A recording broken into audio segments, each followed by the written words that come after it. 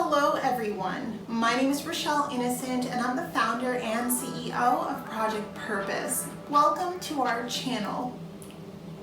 Our community is focused on fostering the intellectual and character development in children. We do this through our parent-child workshops that are focused on 4 themes: autonomy, self-efficacy, compassion, and self-concept, in order to cultivate grit, perseverance, and resilience in each child. And we are so thrilled to be offering one of the first of its kind digital, virtual, and continuous learning environments, enabling parents and children to connect from all around the world. At Project Purpose, our overarching mandate is to renew and rebuild family, community, and relationships. Our different social media platforms provide us with an opportunity to have discussions and to create space for all topics that relate to family, community, and relationships with ourselves as well as with others, with a primary focus on mental health and education. More precisely, the ways that the institutions of mental health and education play a role and have played a role in our societies at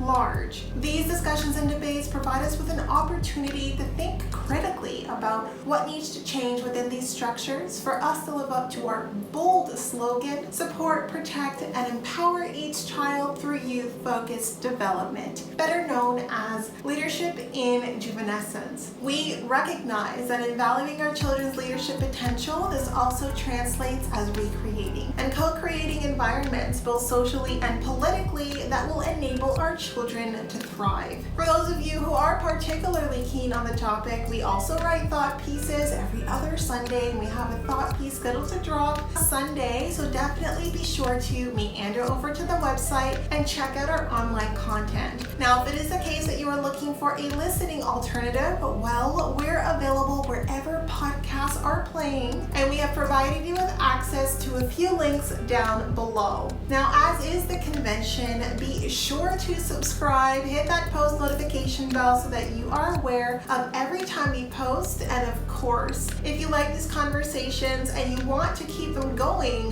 like, comment, and share this segment. Let's get into it.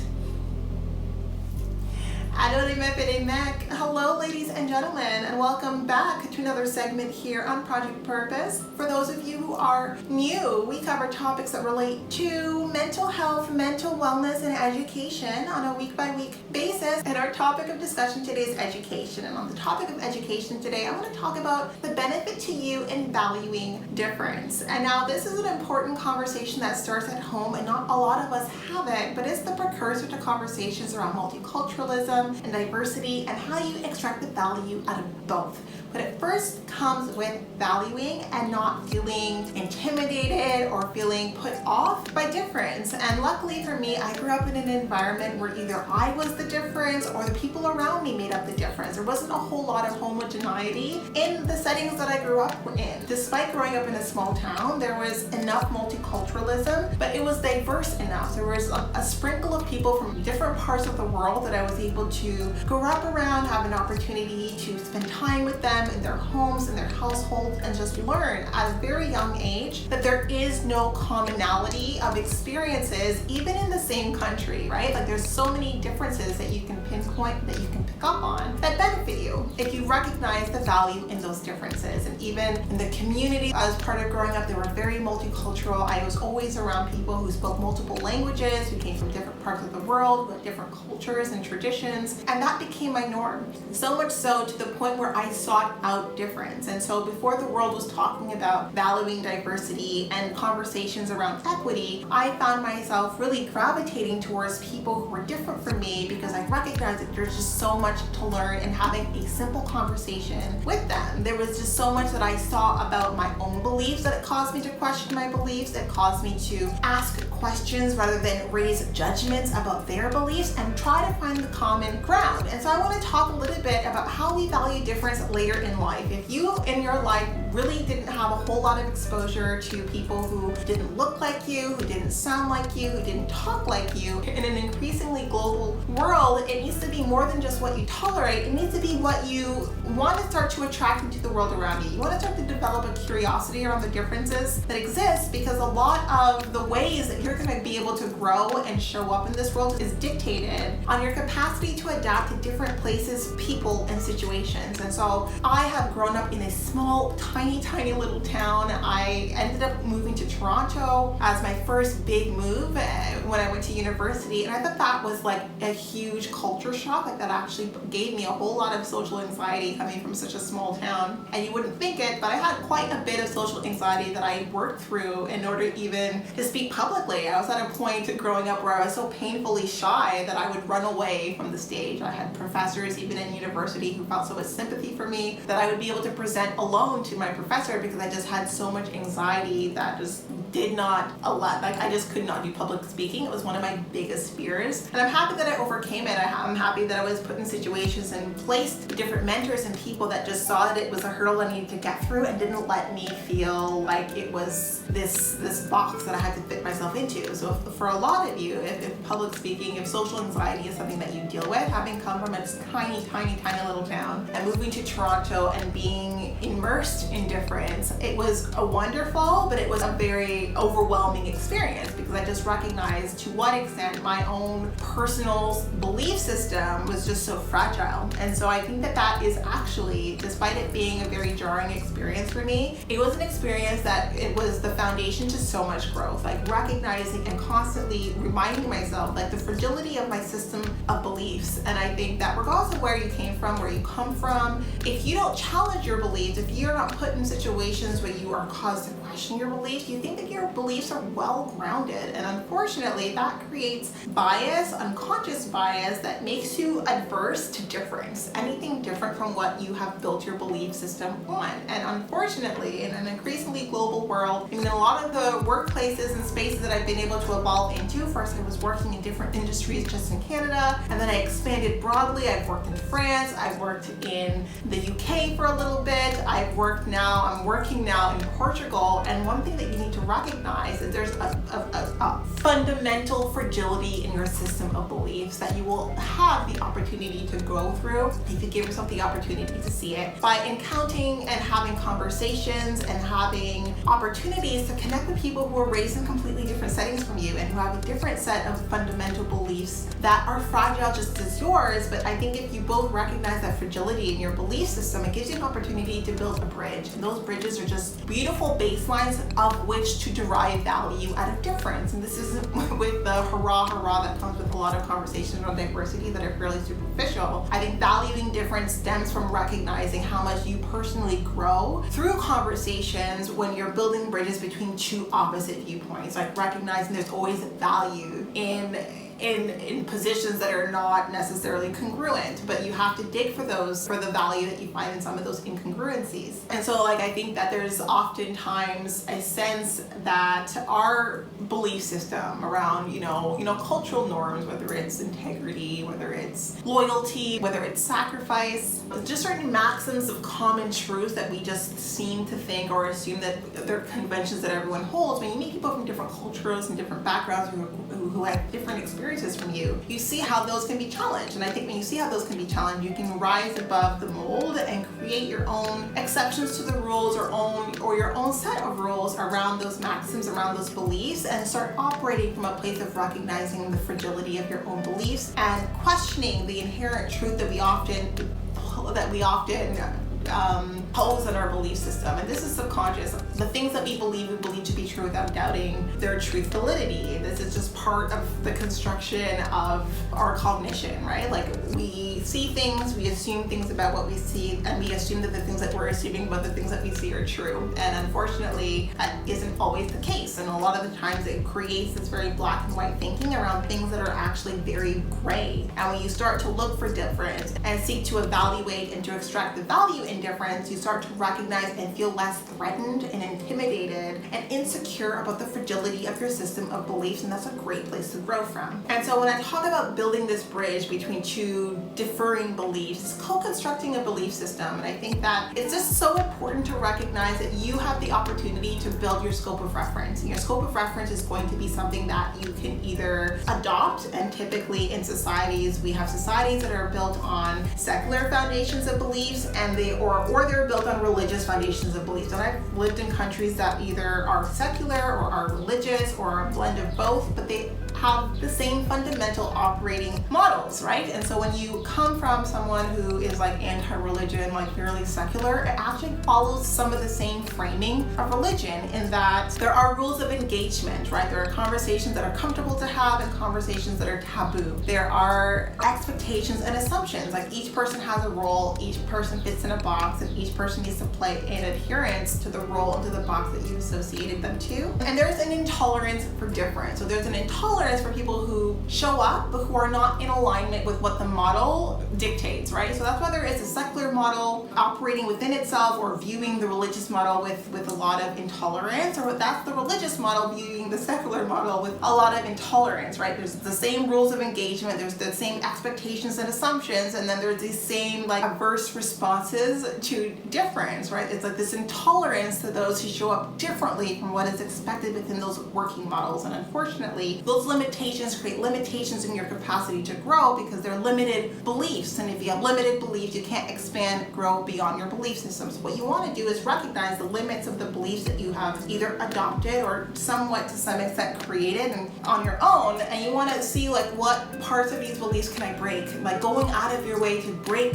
and to create, to build bridges between your beliefs and someone else's beliefs. Even if those beliefs might face you different, there's always a bridge that you can build. And I find that like I am drawn and I'm a magnet to difference because I've always been able to build a bridge. And it's not always easy. It's not always like something that happens intuitively. Sometimes it takes a lot of growth, right? It takes a lot of questioning, a lot of confusion. Sometimes it can be a really stressful experience when you are faced with people who see things fundamentally differently than you do. But if you can grow through that, if you can like look at yourself and look at why this experience of difference is so debilitating to you, and pull at the belief that's making it hard for you to reconcile, when you get past that point, you find that there's commonalities there. There's something that both of you, that you and the person who's the opposing belief can stand on, that allows you to be rooted in something really very deep, right? Something very, I think, meaningful, right? And it doesn't always have to be life-changing, but I think that when you do that work to build bridges between difference, the conversations you have are more meaningful, the relationships you build are more meaningful, and the conversations you have with yourself tend to be more meaningful too. They have a little bit more substance because not a lot is assumed when you're extracting difference in the conversations and the people and the places and the settings that you find yourself in. And also it gives you an opportunity to build a concept, a world concept that is progressive, right? You're constantly growing, you're constantly adapting, you're constantly moderating. And having lived in different cultures, in different countries, with different languages, it's just so much progression that it comes with just embracing the fact that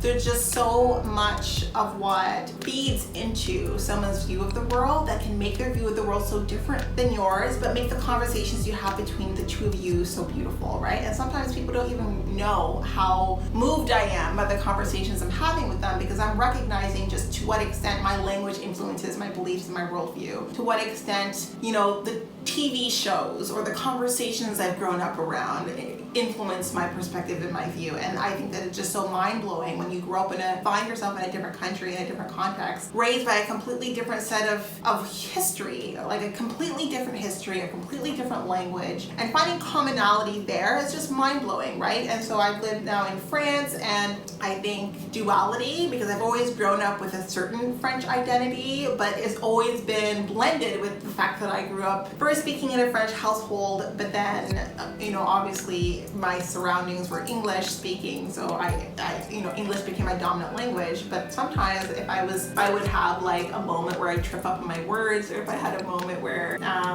I wasn't quite articulating myself the way that I wanted to, I would say, well, I'm an ESL, I have English as a second language, and people would just like try to call BS, but it's not BS because I did learn English, not even second, third. I grew up in a household that spoke mostly French and Creole, and of course I spoke English as well because I was born in an English setting, but sometimes I would use that card. I'd be like, well, English is my second language, and people would never really let me use that card because, I guess they don't hear that English is not my first language. So they don't allow me to play that card as much as I would care to. But I find that like growing up in now that like in professional settings, I work in a French setting because I wanted to at least find a way to feel more aligned to that part of my heritage. And I see to what extent, like as much as I speak French, I don't think in the way that my French speaking peers and colleagues think. I don't have the same assumptions. I don't follow the same rules. I don't understand the same idioms. Like they're all very different, despite the fact that we speak the same language. It's informed from very different settings. So I think that when you value those differences, you see how you're different. And when you see how you're different, you don't think that everyone around you who doesn't see the world the way that you do is an exception to the rule. And you recognize that each of us carry our own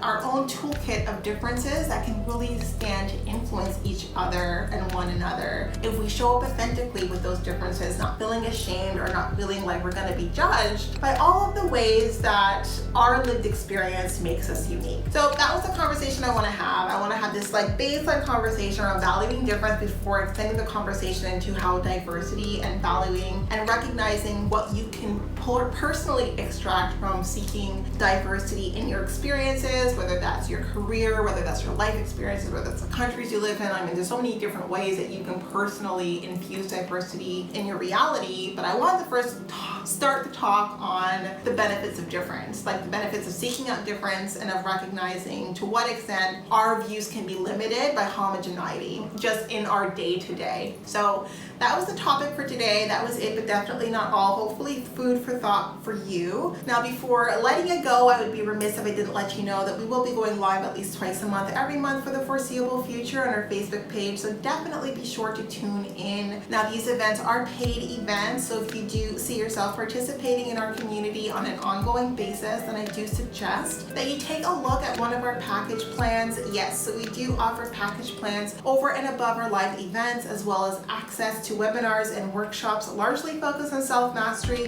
over and above these events. So check it out, be part of our game changer community, being part of the change that you want to see, allowing us a small role to play in your journey. We are on the road to 1K, so we do invite you to follow us across all of our social media platforms, and we look forward to chatting with all of you very soon. We'll talk to you later.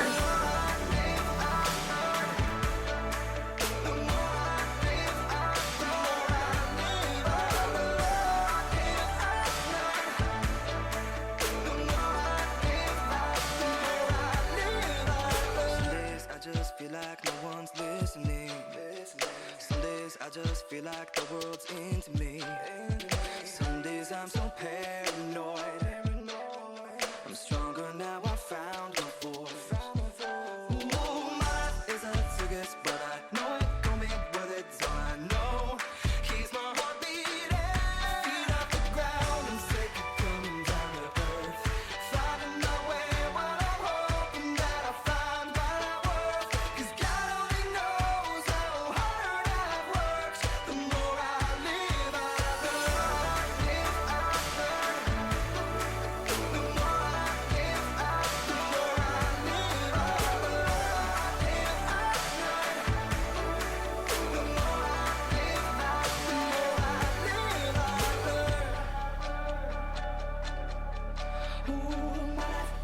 circus, but I know it gon' be worth it. It's all I know keeps my heart beating.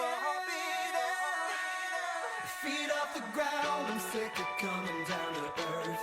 Finding my way, while I'm hoping that I find my worth. 'Cause God only knows how hard I've worked. The more I live, I